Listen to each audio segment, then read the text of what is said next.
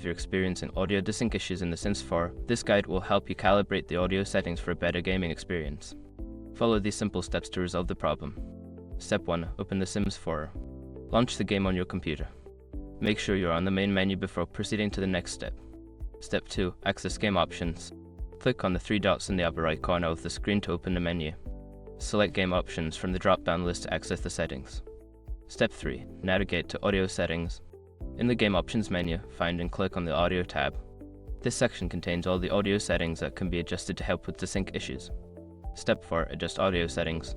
Look for the sliders that control the overall volume, sound effects, and voice volume.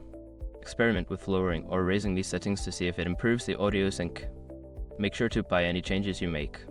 Step 5. Restart the game. After adjusting the audio settings, exit the game options menu and restart The Sims 4. This will ensure that all changes take effect and may resolve any lingering audio desync issues. By following these steps, you should be able to calibrate the audio in The Sims 4 effectively. Enjoy your gameplay with improved audio synchronization.